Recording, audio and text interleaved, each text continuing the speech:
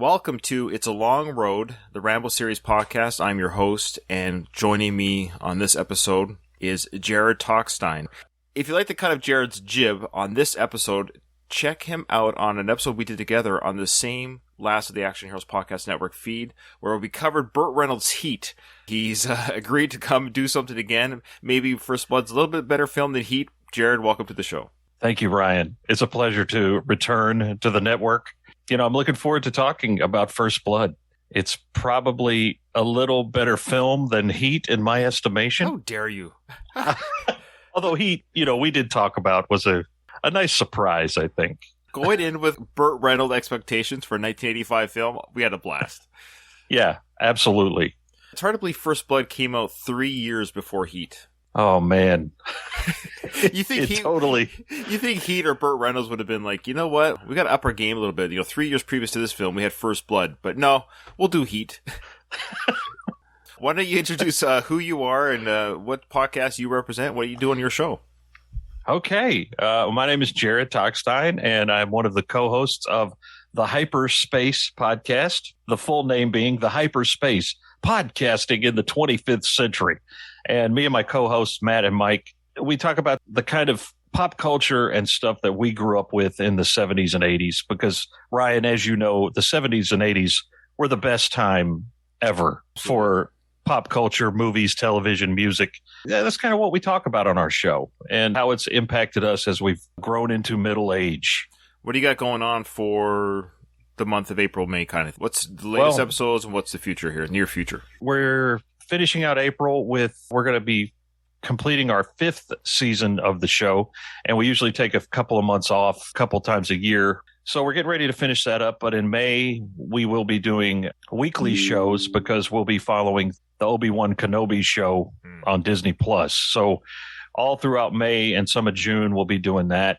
Then in the middle of the summer, we'll be back with another season of regular shows from the Hyperspace. One of my favorite episodes we've done was just kind of this discussion about fast food apps, terrible drive-through experiences. And it really was just one of my favorite shows we've ever done. And it's like this half-hour thing that has nothing to do with pop culture, but I think it's a good starter episode if anybody wants to jump in. It's called The Shake Machine Is Not Working. I love it. There's a conspiracy about that. Yes. Yeah, I don't spoil the conspiracy behind ice cream machines not working. We talk about kind of how it impacts us when the shake machines are not working, right. But we don't really get into the conspiracy. Of course, we are aware of it. Okay, good. So, all right. Well, that's awesome. I think you're an excellent podcaster. You have a great voice for podcasting. I don't mean that just the tone and timbre, but also your insights, thoughts are very concise. And thank you. You're an easy edit on my end. Oh, well, thank you, sir. And right back at you. I should say at the outset, I am more of a Rocky guy than a Rambo guy. I definitely grew up with Rocky, and I was not allowed as a kid to watch R-rated films. Are you allowed to the ones, if my wife deems them appropriate, of course. Okay. Yeah. So I came to Rambo pretty late. I didn't see First Blood till I was in college in the mid-90s. Holy smokers. That's the first question I ask my guest host. What is your relationship with Rambo and specifically First Blood? So you saw it as a young adult. Yeah, I was in college when I saw it, probably 95 when I saw First Blood. Of course, I've subsequently seen all of the sequels. Okay. Well, what's your overall thoughts on First Blood? Do you remember what you felt at the time? I mean, this was, almost 30 years ago, but what was your thoughts at the time in 95 when you saw it? One thing that struck me about this film, and the last 10 minutes of the movie really tie it together for me. Stallone's performance in that particular section of the film is really great. It is good acting. It's not good acting for Stallone. It's good acting. Agreed. I mean, it's a great performance. That's what impacted me. It was a mixture of kind of a rousing adventure action movie up until that point where I think the tone changes dramatically. It gets really serious. And not to say that the events of the movie aren't serious, but like Rocky, Rambo is a character in his original film who transformed into something else later. Sure. Well, to say Rocky didn't transform into some sort of superhero action figure in parts 3 and 4 would be lying. Yes. He has since been brought back to Earth in subsequent movies. But Yes. and I don't know. I guess you could argue the same has happened with John Rambo to some degree.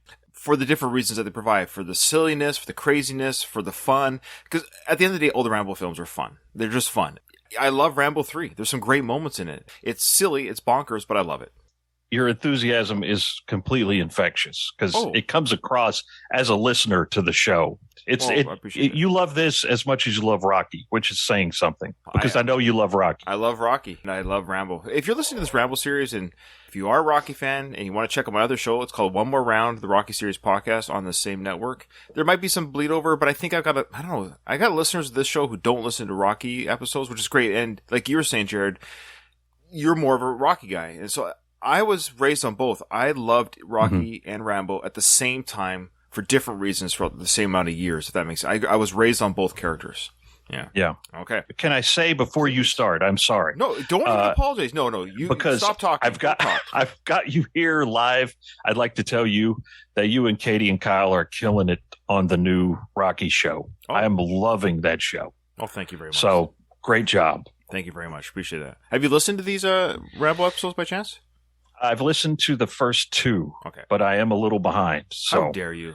Oh, I'm boy. sorry. Well, at the time of this recording, only episode 3 is out for you to listen to. So, all right, you're not Okay. that far behind. It's okay. Okay, well, I feel better then. Well, nobody has to listen to my show for the Rambo series. I'm actually going to be getting listeners or guest hosts that may have never listened to my show. I'm going to be doing that. I'm going to be branching out to some other hosts of other podcasts. That's the goal. Is to kind of reach out. I get to reach out a little bit further out of the circle of the slidum, so to speak.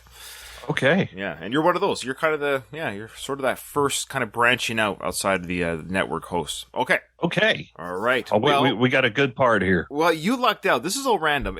So whoever my next guest is after you, I actually don't know where we're going to start because it all depends where we end. So how we end this episode is just, we do about an hour of recording. So it's just going to have a natural ending where it might be. I kind of have an idea where it might be, but if it's after or before, that's fine. Last episode, I did an episode with Kyle, who is my co-host on the One More Round podcast. He had to go. He had a hard out, and it's too bad because we got literally to the part where Rambo is overlooking the cliff, and he had to go. He couldn't make the jump. He couldn't make the leap. Man, this is arguably the most iconic scene in the film. Yeah, it's insane. But I want you to see here again, Jared, just Sly and, of course, Sly the actor, but Rambo, we talked about it, so I won't talk about too much because we talked about what Sly was doing in real life at the edge of the cliff, but I want you just to get a feel, again, of the peril that Mr. Sure. John Rambo's in.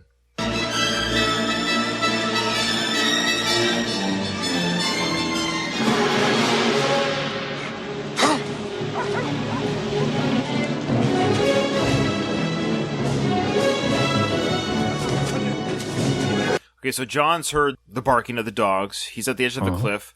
I guess in his mind, there's no other way out. It's either I have to scale the cliff or go back to where the hunt is after him. So he's kind of pissed off that he's cornered. You can tell he's angry at this situation. Yes, 100%. There is some desperation there in his face. He's in a tough spot. He's in a very tough spot.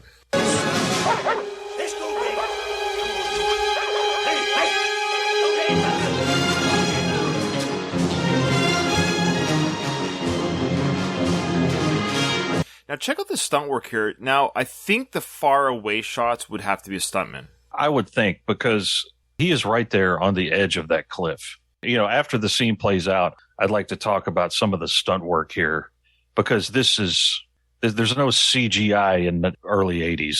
Anyway, we'll get there. Yeah. Yeah, that running right there. So you see that running, that overhead shot with Rambo running on that edge. It's a stunt guy. Think it's a stunt guy? Yeah. Okay. Yeah, we talked about this during the motorcycle chase sequence on the episode before this one, where any close-up shot, of course, was Sly on the motorcycle. Anything that was remotely far away, especially back then when they didn't have high def. Now with the high def, I hate to say it, you can kind of see the cheats a little bit more. The high def allows you to see that it's not Sly's face on a lot of these things. So, yeah.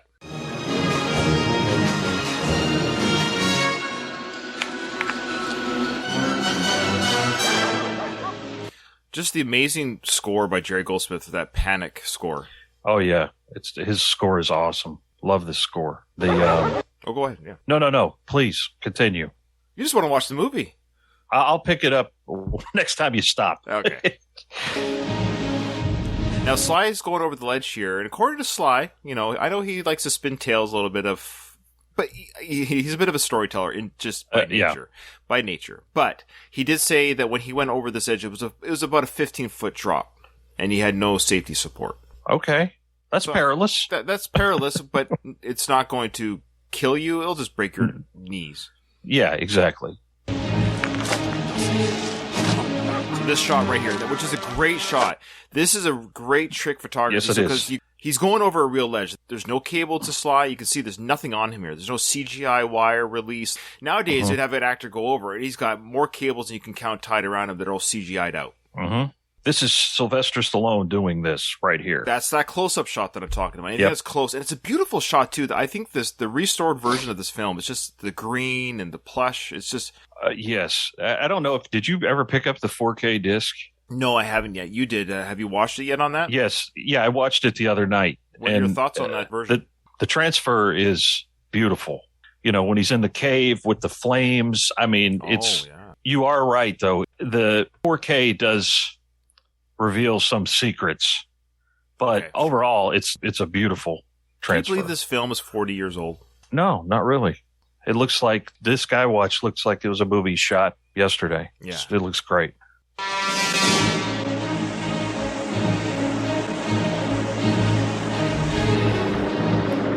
So I love the sequence coming up because you got the helicopter now coming with Galt. Galt is in the helicopter. Now, this helicopter we learned last episode, I don't know if you caught it on your viewing there recently, but it's from the local lumber camp.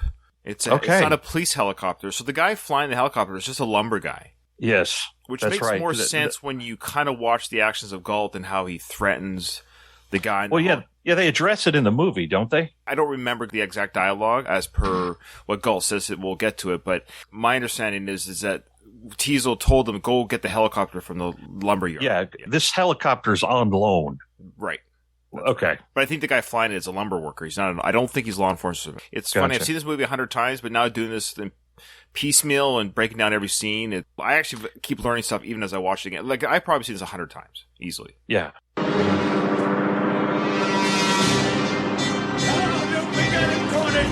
He's trapped. Art, this is Teasel. He's headed for Chapman Gorge. Chapman Gorge! Head him off! Now, this is great work here. This rappelling that this stunt guy, no, that can't be Sly, and I'm 99% sure it isn't Sly, because this is a faraway shot. This guy is rappelling down this rock face. That's a guy on a rock face, and I don't know what he's holding on to with what. I would imagine the way this is framed, there's probably some safety equipment concealed in there somewhere. They may have got a free climber to do some of this stuff. Because, I mean, there are guys who will scale, just sheer rock cliffs with their bare hands. It's insane. I would be surprised if there wasn't. I mean, you can't see it from here, but I'd be surprised if there wasn't some sort of harness or something involved in this shot, just because it's so far away. Now, the main stunt guy, his name is Buddy Joe Hooker, and he's still alive today, and I went to look for him online. We'll get to him in a second, but that may or may not be him here. I'm not sure. They had 14 different stuntmen for this show that were credited, so quite a few stunts, obviously, for this movie. Mm-hmm. But Buddy Joe Hooker is the main dude, and he still does stunts today in his 70s. It's insane. Oh, wow. Yeah, he probably sets things up more now. He's probably like a consultant type thing. Sure. Yeah.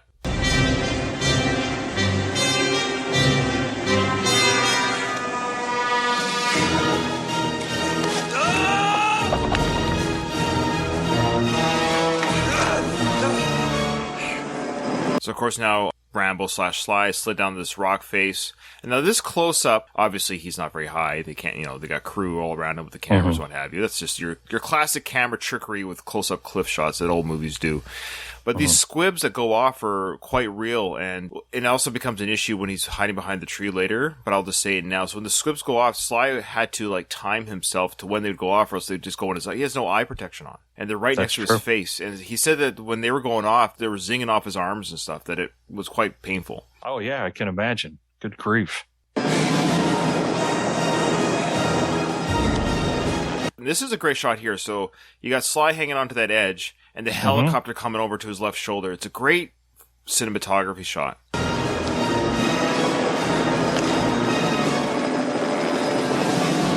Yeah. I like how he's sharing the frame with the helicopter. With this shot, there is a real helicopter flying into this gorge. Yes. And Sly is hanging there. They had to do this a few times, and Sly was, I wouldn't say he wasn't happy, but he was getting tired, and the squibs kept hurting him, and the wind was real. Some of the wind issues that we see the helicopter go through were real wind conditions that they were experiencing. This is all very dangerous situation in real life. Oh, wow.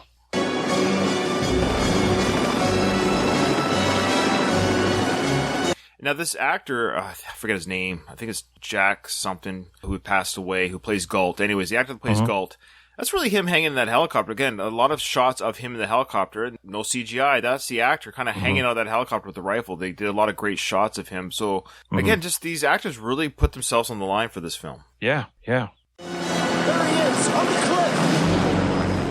cliff. So this shot here, you got this faraway shot, and you can see that the stunt double has his face right hidden into the rocks, which kind of makes sense. Sure. It's a combination of Rambo's hiding, trying to make himself as small as possible against the rock face, but at the same time, the stunt double's not showing his face to the crowd. Exactly. But what do you see there? Like, any indication what he might be holding on? Safety gear anywhere? Well, on this particular shot, no, because I think you're close enough to where the stuntman is that you would see this stuff, and unless he's just holding into a spike or something that's been put into the mountain there. That's insane. I wonder how high he is, because we don't see the bottom. This shot. No, I mean, he's at least 30 feet high. 30, 40. And we know there are some falls coming, so they obviously have airbags underneath that we don't see off screen. Sure, sure. So even if the guy quote unquote falls, still scary, but I suspect right now there's the what do you call those big airbags that capture people? There's something just like airbag. That's what I would call them. Probably some stuntman term for it. But yeah. I wish there was some sort of device where we could look on.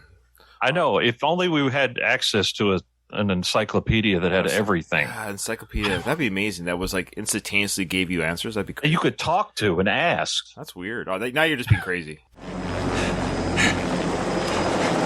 comes the squibs. This shot here, this is what I'm talking about. Look how close that helo gets. Yeah. Right. I have to wonder in this particular shot, how far do you think Sly's just standing on something? He has to be. He has of course. to be. Yeah, no, of course. I mean, look, I love Sly, and I know Rambo, the character, superhuman strength, but of course Sly has to be. He's standing on something. Absolutely. There's no way he could hang, because it takes a long time to get these shots. You can't just. No, of course. Yeah.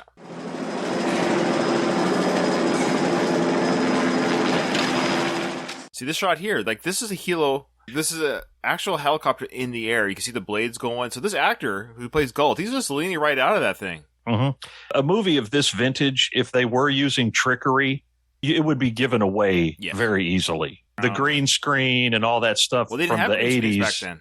Well, that's true. It would be like some kind of rear projection, but that stuff was always looked fake. Oh, and that's how you know that this is done practically in camera, because there's none of those telltale signs. And the actor that plays Galt, he is so pissed off. He just can't wait to shoot this guy. The glee and anger, the combination of glee and anger he has now of literally shooting this guy off the cliff is, he has thrown any kind of human care out of the world. He wants this guy dead. Yes, 100%. Quite menacing. He can't wait.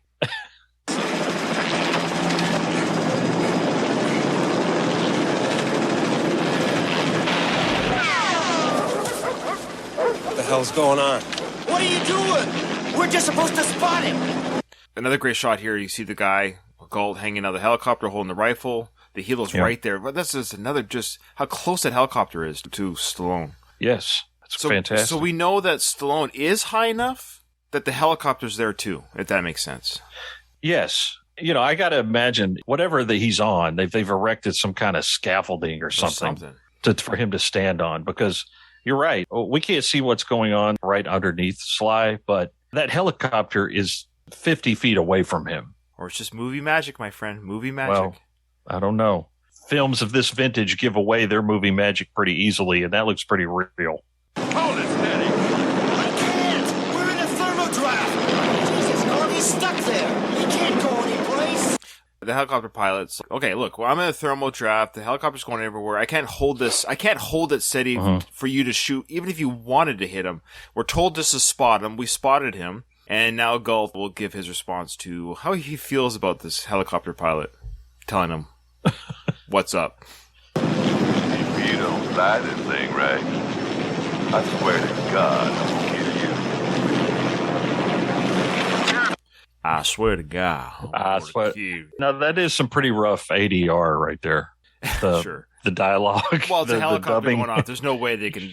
Yeah.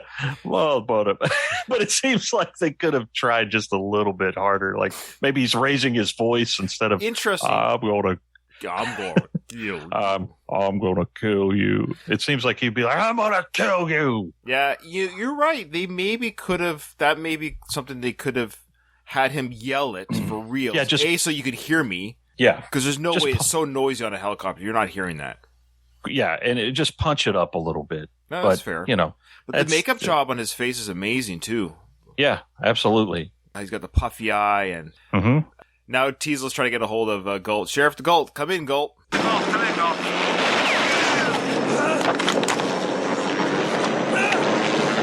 Hold it steady, you son of a bitch. Galt, come in, goddammit!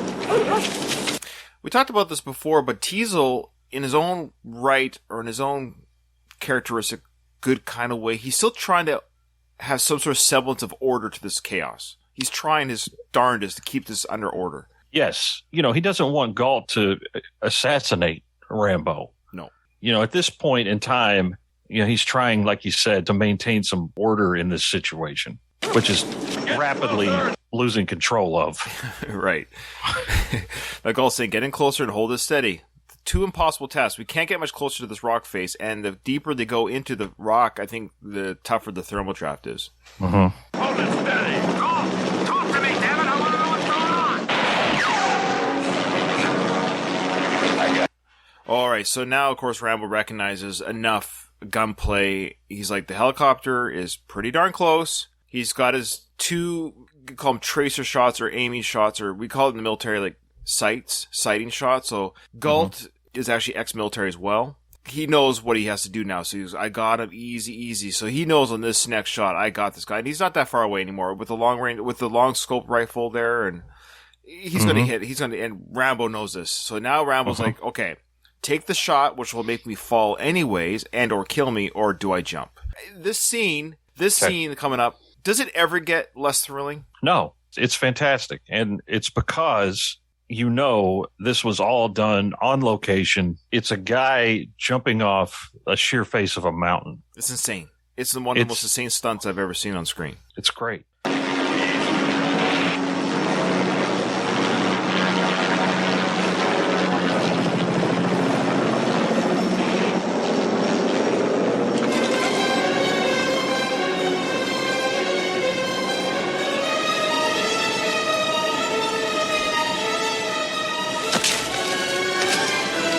Go back because to this day, I don't know how they do this stunt. They are insane. Just so you know, there's three parts of the stunt. Okay.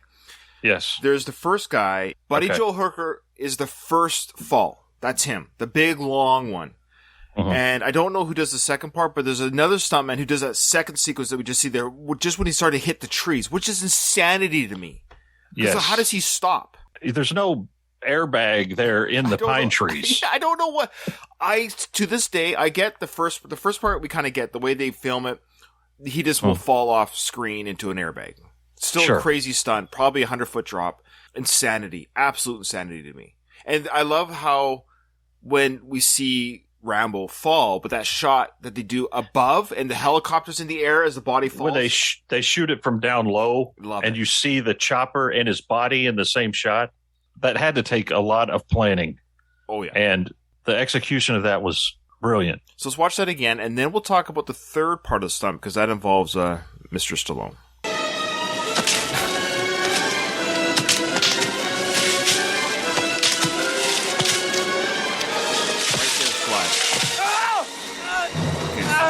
Wow. So Sly did that last third. Yeah, that's when he hits the branch, crazy. When he hit that initial hit of that. That's the most violent part of the stunt. Sly did it. And he only did it twice only. They wanted him to do it a third time, and he told them to basically F off. Oh, wow. Sly hits that branch, and he said that the idea was to hit his stomach, more the soft part of his stomach, but he hit his ribs. Now, this guy, he has almost died in I don't know how many films. Seriously. Yeah, exactly. Yeah, Dolph Lundgren almost kills him in part 4. Yes. What boxer punched him in auditioning for Rocky? I think it was 3. I forget which boxer it was, but I don't know if you heard about this one. So he wanted a real boxer for part 3, but they got Clubber instead. Because he said that a real boxer punched him just in the arm. He said it was like a shock went through his body and he couldn't use his arm anymore for a while. What? Yeah. And then in Expendables, he broke his neck fighting Steve Austin. Oh my gosh. He has a metal plate in his neck right now and they kept that in the film as well. So this injury here was real. He hurt himself. And so the wincing of the pain is real. But he goes, ow, Jesus, that was a real... We'll go back to that again. Okay. That's the second stunt guy, but this is Sly coming now. Right?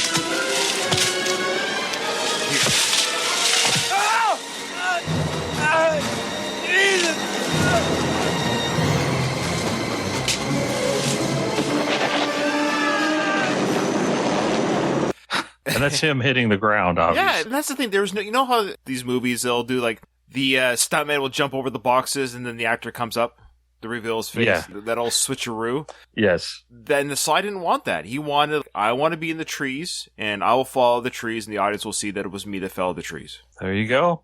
That's dedication. It works. He's insane. It holds up. I mean, it holds up 100%. Yeah. It does hold up. There's a great sequence in Terminator 2 where T-100 is being chased, or he's actually trying to catch up, to the kid on the motorcycle, and he does that motorcycle jump. The jump. Now, that's a great sequence, but you could totally tell it's a stunt double. They had no choice. No, they linger on it way too long. Yeah. And you can see it's not Arnold. It's not Arnold. And today's with high def and everything else. Now, they could CGI Arnold's face on it easily enough for any kind of Redux type versions, but... Sure. But that's what I love about Sly. He's doing these. That's why I say, if you see Sly's face, he wants you to know he did it. Yep. Now, this shot here of Galt coming down the helicopter, again, just this great camera work with the helicopter. And it's going to do this amazing hovering job as they try to shoot Rambo behind the tree. And again, Sly was talking about how this was really important. He talks about the timing. He knew when the squibs were going to go off because they had to go off. Watch it and think about what this means for an actor, that he has to make sure his face isn't in front of the squib when it fires off the tree. Or else all that stuff's going to go in his eyes. Yeah. So watch it as he times that. Where'd that guy go? Oh, there he is. He's on the ground. There he is. Over there, dummy. Over there, dummy. That's great. Over there, dummy. Galt, he just hates everybody. He does. He's a lot of the reason that this has happened. Yeah. He's the one who initially escalated everything in the basement there. Well, he said, clean him up. Clean him up. Yeah.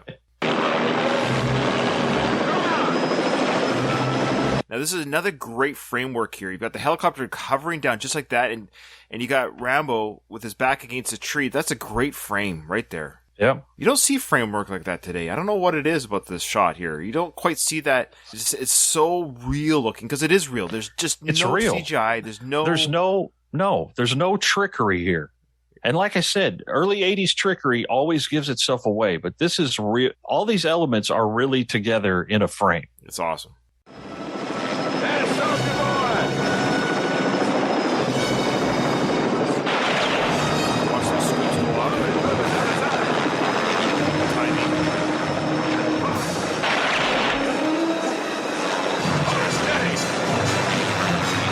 Helicopter goes back.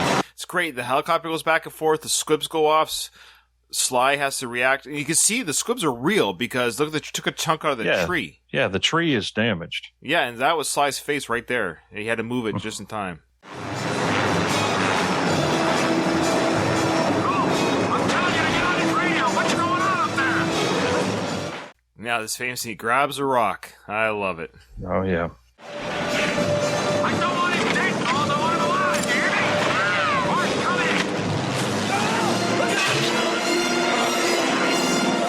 Now this is actually very realistic. Rambo did, but if the helicopter gets hit like that in the windshield, that would startle anyway, especially if you didn't see it coming. So it's very plausible that the pilot's going to jerk the joystick around a little bit. Yeah. And Galt does another great stunt coming up here. We forget about this one. This is a good fall too by another stuntman out of the helicopter.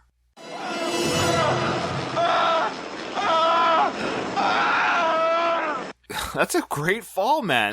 That is. He jumped out of that helicopter. Yeah, that's again a guy falling out of a helicopter and it goes off screen there behind the ledge. You know, you're looking over the side there, but he's hitting the rocks below. That's 120 feet fall. Yeah, and he's falling out of a moving vehicle. It's stationary, but helicopter's still moving around. There's no parachute on this guy. There's no safety net. This guy's going to land again on that airbag, I presume, down there. Obviously not the rocks. Sure. Yeah. These bodies that are falling, they make it clear. They want you to see the arms are flailing. They're moving. This is not a dummy. They're not dummies. Yeah. Yeah. You always tell the dummy falls because they just flop. Yeah, they're just flopping around. Yeah, the guy's like moving his arms around. And I like the ADR of the Galt screen because that's scary. That's scary. It actually, he sounds, rightfully so, he's terrified because that rock face is coming. Yeah, he's falling to his death and he knows that. It's not the fall that kills you. It's the impact. It's the impact. It's true. Rambo's realized, okay, the threat is over. The guy fell out. Fair enough.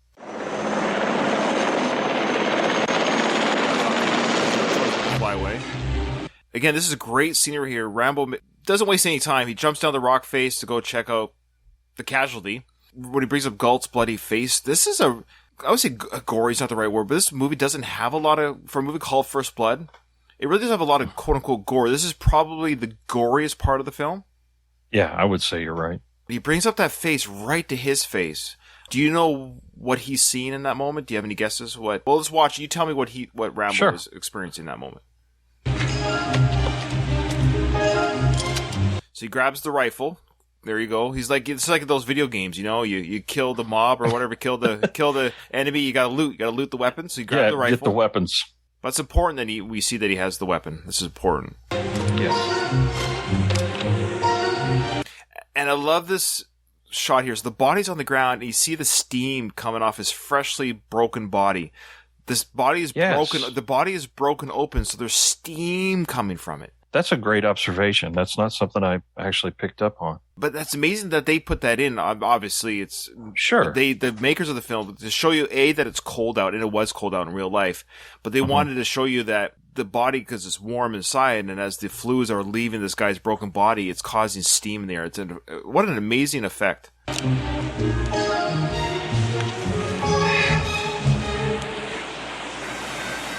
So what are your thoughts here? Well, it's very creepy because Galt's eyes are open. At first, I thought he was assessing if this guy's alive or not.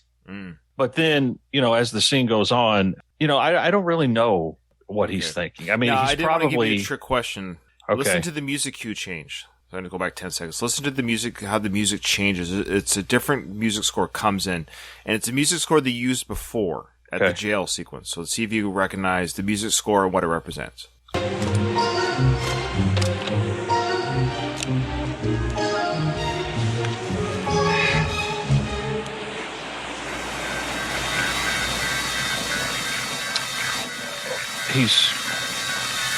He's seeing Viet Cong soldier. Exactly. Yeah. His post-traumatic stress disorders come in again. Yeah.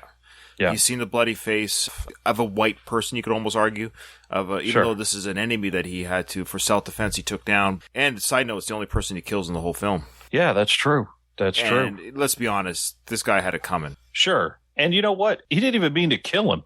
He threw the rock at the chopper, and the pilot's reaction dumped him out of the door. Right. It was a chain of events from the rock throw. You could almost argue, had Galt fallen into the copter guy would have been like, I can't do this. I'm out of here. Like, he's going to keep chucking rocks at my screen. I'm not going to be able to look out the windshield eventually. Yes, exactly. So that musical cue. So I don't know how many people catch that. So when that cue kicks in, you see that look of terror in Rambo's face. He's looking at this bloody face. And that's that musical cue telling the audience, hey, this is a flashback. Yep. Now the dogs are barking. He doesn't have time anymore. They snapped him out of it. He hears they're hot on his trail. It's not over yet.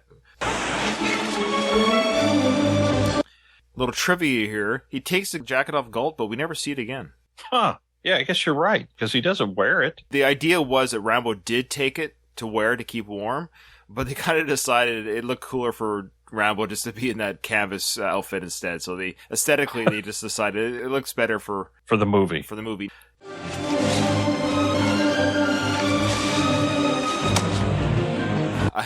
Did you catch that? The way he drops Galt's body, you just hear the head hit the rock. What a great sound. Like a splat sound. Yeah. Yes. Audience, I want you to hear that again. So Ramble's taking off the jacket off Galt, this lifeless corpse, and once he's got the jacket off, he just drops Galt into the rocks. I love that. There's no care, which is very telling. Like, Rambo doesn't carefully place this. There's no respect to this body at all. And why should there be? But I love how he drops the body. Let's listen to that splat again of the head hitting the rock.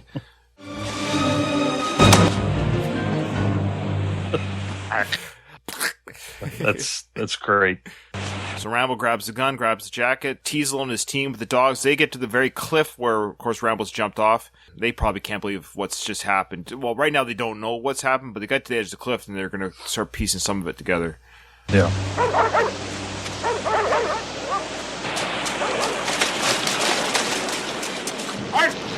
Art Galt, come in. Helicopter, come in. God damn it. Christ, look. Again, the lifeless body of Galt on the rocks. Yep. Jesus Christ. Give me the binoculars, sir. Oh, no. Shh. Look at that. Wow. That seems a lot more bloody than we last saw him, but I guess he's bleeding more. You could argue that probably was there, but you're right. For this shot, they made sure to show you just when this body hit the rocks, it exploded. Yeah. Well, clean him up. Somebody clean Galt up. Oh. So, of course, now Teasel's looking through the binoculars to confirm, that is one dead Galt. That's his buddy. That's his buddy, yeah. Now, you have to keep in mind, you could argue, why is he not more upset here? Keep in mind, Teasel's also a Korean veteran, and he's kind of not used to, but this is not the first time he's seen someone that he knows dead. Sure. He's experienced loss before from combat, but still, he's obviously upset. What are your thoughts on Brian Dennehy in this film? I was going to talk about him just Please, now. I think we've all seen Brian probably in a lot of things. Most of the ones I think of, he's an affable, likable character. And he starts out this movie almost like that. Right. I mean, of course, when he has the chat with Rambo in the police cruiser, things start taking a darker turn. But I think his performance in this movie is fantastic. He's not a mustache twirling villain, I guess, kind of like Galt may be, because Galt just seems like an a-hole. But Teasel's not like that. I mean, he's certainly not on the side of good, but he doesn't seem like a bad guy. He's complicated. Yeah, exactly. And Brian Dennehy is great in this movie. Like I said, he does everything. He tries to keep this manhunt in order. He's really made it personal by killing his friend Galt, even though that's how he sees it, right? That's just how he's going to register this killing. There's no other way for him to see it, but this guy's been killed by... Now, keep in mind, well, we're going to get to it, because that's the scene we're going to end on, is when they get to Galt's body after that sequence. But they're going to discover who Rambo is shortly. But now we've got this sequence here where Rambo's about to sew up his arm. Oh, yeah. Little side story here. So we see him sew up his arm, but what Sly did, he went to some pharmacy in Hope. They didn't know who he was. He actually was asking for, before he sewed himself up, he actually went to the pharmacy asking for Tylenol and to see how the makeup would look to the people in the pharmacy, and they all believed it. He didn't tell them it was makeup, and he walked out with the supplies. And he says to this day, I've never told him, unless they've seen the film and recognized me in the film. He wanted to see, so he wanted to give a shout out to the makeup guys that did a great job on his arm, which they did do. Man, this is hard. When I watched this the other night, I averted my eyes for a moment because this wound gushes. Yeah. It's fantastic. Great makeup work. Now, it looks so realistic that when I was a kid, and unlike you, I saw this film when I was, 9 years old. And sure. I was such a sly mark, at a young age. And I used to remember telling my parents, no, Mom, you don't understand. I don't know how I knew, but I think I just knew inertly that because it was him hitting that tree. So even as a kid, I recognized that was Sly, at least for that second. Now, I used to think it was Sly all three parts. Sure. But it's not. He just does the last third, and that was by his own admission. He only does the last third of the stunt. Anyways, yeah. But that being said, I thought when I was a kid it was Sly all the way through, not understanding how stunts work. But I knew Sly hit the tree, so I remember saying because he hit the trees, I truly believed his arm was cut because of that stunt. I spent many years of my early childhood, for probably 9 to, I don't know, maybe 14, convinced that Sly really cut his arm, and why not film him sewing it up? That's how good it looks. It looks real. it does. Now, what he's got, though, just so you know, Jared, he's got a pump under his armpit. And so when he flexes his bicep, he's squeezing the blood. Oh, that's awesome. Yeah, so watch for that. I did not know that. Of course, the famous knife with the hollow handle. It's got everything in there. It's got the... Did you have a Rambo knife? Please, don't insult me. What do you think? Look, I had a Rambo knife as a kid. You could buy these freaking things at Walgreens at some point. They were everywhere. Now, I don't know if it was called a Rambo knife, but people that made these knives, these knockoff versions, they knew exactly what they were looking like. They had the screw-out tops, the compass on. Absolutely. I legit used the compass from this knife when I used to be a Boy Scout, when I was a kid. I had a Rambo knife. So did I. There you go. Yeah. We're both nerds on a podcast. Go figure. Look at the trajectory of Boy Scouts. So here's where he pulls out the fishing line and the needle and thread.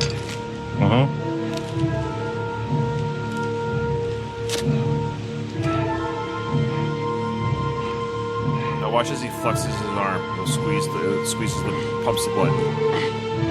Right there. See that when he clenches his arm? Oh yeah. That's oh man. That's so well done. It is. That's amazing. It's amazing. I like it. There's a little flex there of his bicep, though. Oops. You see that bicep flex? Bicep flex? Yeah. The bisex. Bisex. Hey, man. Little Freudian slip there. Hey, I got a man crush on Sly. What do you want from me? There you go. So, yeah. Whew, I'm red in the face here. Look, that's a close-up shot. No CGI. He tugs on it and everything, the skin tug with the needle going through. It's just a great makeup job by the crew. Yeah, and this is only enhanced in 4K because it looks even more real. It doesn't look more fake. It looks great. It holds up. Yeah, I need to get that 4K box. I'm going to get the whole box set in 4K. That's a gift to Ryan at Christmas time, I think. Okay, good deal. I can't figure it. How'd he fall out? What's the matter? So they're wondering how Galt fell out of the helicopter, which is a fair question because you'd have to assume they know that Rambo is only on the ground. He was on the cliff end of the ground. So they're wondering, how did Galt fall? So that's a kind of a fair... Now, the events of chasing Rambo have caused Galt's death, but even at this time, they don't quite know. They haven't talked to the helicopter guy just yet. Sure. So that makes sense. Why would they think that Rambo was responsible for that? What could he do? Right. But, he threw a rock. He threw a rock. That's true. Let's nail this sucker's ass. He can't be far. Will! So that was the Orville the dog guy. Let's nail this. Yeah. He's really gung-ho for getting Rambo. He's almost like Galt Part 2 when it comes to chasing Rambo now. Yes. And now this guy here to Teasel's right, they point out Rambo. This is a great little exchange here when Rambo comes out after sewing his arm. Looks like he wants to turn himself in. There's one man dead! It's not my fault! I don't want any more hurt! So this is a great shot here. They have the shot of the police crew looking down at Rambo. Then the next shot is down with Rambo looking up at the police crew. It's a great back and forth shot. Yeah. And he says, it's not my fault. One man dead, but it's not my fault. I don't want any more hurt. And this is very telling because he says, I don't want any more hurt. Meaning, if you come after me, more will get hurt. Like, stop chasing me. I'm dangerous. You're not dangerous. You will get hurt if you chase me. Yeah. Freeze! Stand right where you are! Give yourself up! But I didn't do anything! I'm warning you, boy, don't make a move! I'll blow your head off! I didn't do anything! Now, this is an illegal firing by the police. I think. Am I wrong? I don't know. I would need Doug on this. Doug, if you're listening to this episode, send me an email at rambleseriespodcast@gmail.com and let me know if Teasel firing the shot at a suspect walking backwards. It's like, because they don't know that Galt fell down out of the helicopter because, like, even, can you shoot a fugitive? I don't know. What are your thoughts? Even just firing, because he's not, I don't think he's trying to hit him. Is this like a warning shot that he's firing? I don't think so. Oh, is he trying to hit him? Yes. Look at his deputy next to him. He's got his rifle up as well. He didn't tell him to not shoot, right? Yeah, that's true. Now. Oh yeah. Now, does he get hit? Wounded? Does he get hit? Well, like, he grabs his face. Now, what do you think happens here? Does he get hit? Because it's never indicated again. What do you think he's doing here? Maybe acting like he's shot. Yes, I think so. Yeah. But every time I see the sequence where he goes out, he holds his head because he's holding his eye, and he's never indicates again that he's ever hit the eye. There's no, but he doesn't have a wound there. That's right. So I think we're led to believe here that I think that's how good Rambo is. That's how much of he's a Green Beret. He's the best. So he's been fired on. So I think he's indicating that he wants them to believe he's injured. Now they're all firing, so they're trying to kill him. There you go. Yeah. But Teasel does yell "ceasefire" right away. Ceasefire! Ceasefire! Lord goddammit, ceasefire! Think we hit him. All right, let's get down there. See, I think we hit him. Yeah. Move! Sheriff to base, come in. Go ahead, Will. Lester, we're down in the gorge. Galt's dead, all right. Where the hell is that goddamn chopper? Galt's dead, all right. I don't know. Sure. Yeah, they're looking for the guy. Like, where'd the helicopter go? What? Dude, he's just gone. Well, that helicopter guy, he's probably got some post-traumatic stress now. He's flipped out. He's just a lumber guy. Yeah, exactly. You won't come, Will. Says there's a storm headed your way. I don't give a goddamn what's on its way. I want that chopper back here right now. I don't want Galt's body out here all night. I'll do what I can. So, interesting. So, Teasel wants the chopper back to get Galt's body out of there, which is, I guess, fair, but that's an interesting thing to be kind of worked up about at this point. Yes, especially when there's a dangerous fugitive that they're supposed to be tracking here. They're all taking a moment for Galt. They're all taking a moment, yeah. Now, this guy on the radio, who's not a part of the crew, but he's part of the crew, but he's not here at the action. He says, "Listen, Will, you picked one hell of a guy to mess around with. This came over the teletype." Now, I looked up what teletype is. Do you want to know what it is? Oh, I think I know. Okay, do tell. It's an early caveman fax machine. I mean, fax machines are now used by cavemen, but it was sort of this instantaneous communication that would print out a piece of news or give you a bunch of information. It was, you're close. So what a teletype was, you're right about the fax idea. Meaning, if you had a teletype and I had a teletype, it's like a text message. I could type to you, and your teletype would actually type out what I'm typing to the teletype. Yes. Okay, I got you. So it's instantaneous text communication. On paper. So it's just a typewriter is typing what I'm typing at my office. So Office A types out this information. So this came out of the teletype. And you say, well, why don't you just make a phone call? Well, it's the same idea. Like, this is now on official page. Now I have a printout of... Yeah, you have a hard copy. I have a hard copy of the information. That's all it was. It was just a typewriter typing out what I'm typing. You're correct in that that's caveman text messaging. It is. It's just... on paper. That's exactly what it is. It's text messaging on paper. And what's funny is, again, a simple phone call is still faster and easier. Just like today. Exactly. Just like today, texting is not easier and faster than a phone call. But anyways. No, exactly. Listen, Will, you sure picked one hell of a guy to mess around with. This came over the teletype a few minutes ago. John Rambo is a Vietnam vet. He's a Green Beret, Congressional Medal of Honor. Guy's a war hero. Jesus, that freak? I knew there was something about that guy. So... David Caruso. Yeah. So Mitch, I knew there was something about that guy. Now, he's kind of excited that he caught on. There was something about this guy that was above and beyond just a normal, like, hippie, straggler, vagrant that this guy was. Yeah. This is what they're indicating to both the police and to Teasel is like, hey, you guys are chasing down a Green Beret. This is the best of the best. This guy is a Vietnam vet. He knows how to fight. He knows how to go on the... This isn't your average long-haired hippie walking through the forest. But that doesn't scare Teasel. It actually just irritates him, makes him more angry. Yeah. Because he's a Korean vet, and he doesn't like the idea this guy's a Vietnam. It actually just makes him hate him more. Exactly. And so, but Mitch is kind of excited by it, and he's gonna hear about it from Teasel here in just a second. This is what will end on this sequence here. But he's about to hear from Teasel, like, stop talking about this guy in such a way. Yeah. I double-checked it, Will. What do you want me to do? Look at that great acting there by Dennehy, where he's trying to process things. He's got a lot going through his mind here. I double-checked it, Will. What do you want me to do? And he's like thinking, it's like, I don't know. At this moment right now, I just don't want any of this to be happening right now. Exactly. I want you to do what I told you to do, goddammit. Get that chopper back here now. Out. Green Beret. War hero. That's great. That's Why don't you just shut your great. mouth? Now, what the hell's the matter with you guys? He's one man. He's wounded. So now here you go. They bring up the wounded again.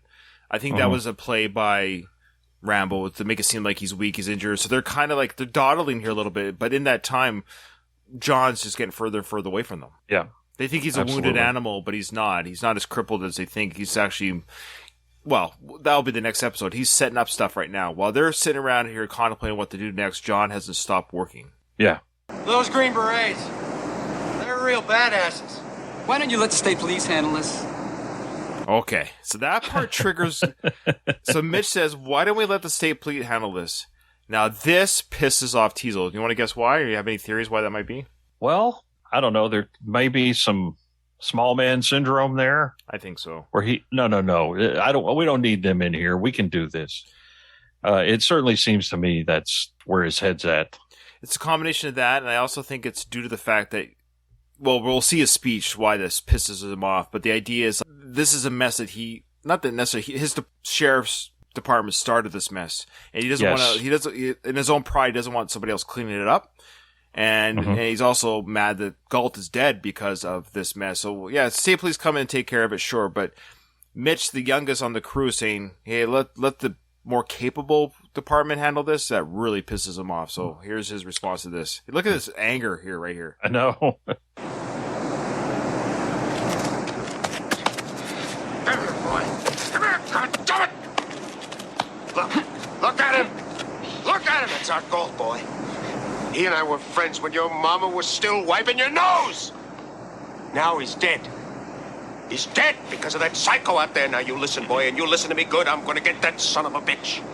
And I'm gonna pin that Congressional Medal of Honor to his liver. And I'm gonna do it with you or without you. Wow. I love that moment. Now, apparently, that was done in about 4 or 5 takes, and Dennehy was really pulling on David Crusoe's hair that he had some red hair in those gloves after the takes were over. Oh, wow. And Crusoe just took it like a young man. You know, he allowed that. That's real acting. That's awesome. Sure. That's awesome. I also think maybe Teasel, do you think there could be he doesn't want other people involved because they're complicit in what's been happening here? Not just that. I think it's beyond that, too. And maybe I'm cheating a little bit because I read the book. Okay. What's the book say about that? But I think they're leaning towards this in the film, too. But now it's not just that it's personal, but it's like, it's his hunt. You know, it's his Moby Dick. Sure. No one's taking this kill from it. This is my kill. I'm taking that's what he's saying. I'm going to pin that medal on his liver. He wants this guy dead, and I'm going to be the one that does it. Nobody else. With or without you, this is my hunt. Yeah. Okay. Yeah. Gotcha. Wow. What an episode. Boy, you were so lucky to have these sequence events. I know. I mean, when I was watching the movie the other night, I was like, man, well, I hope I get to talk about at least part of the cliff. And we got the cliff. We got the whole sequence here. Yeah. Well, the next sequence is good, too. This is the chase in the forest and some of the traps, these MacGyver traps that Rambo sets up. Oh, yes. Yeah, that's good stuff. Well, I don't know at this moment who my guest host for the next episode is. I think I remember who it is, but I don't want to say just in case I'm wrong because I've asked a couple of people already. But anyways, got some good guest hosts coming up. Jared, what do you think? How did you enjoy covering First Blood, and would you be willing to come on again for a future Rambo episode? 100%, man. Whatever you need me, just give me a text. I'll be happy to talk about the other R franchise from Mr. Stallone. Awesome. That's awesome that you bought the 4K too. That's great. Hey, you know what, Mr. Stallone? I mean, if anything, you're getting a little bit more, money in your pocket. People are buying your stuff. That's true. I'm a completist, so I'm going to buy the rest of them on 4K. So there you go. You got something started here. Awesome. Plug yourself one more time for those people that didn't write it down the first time.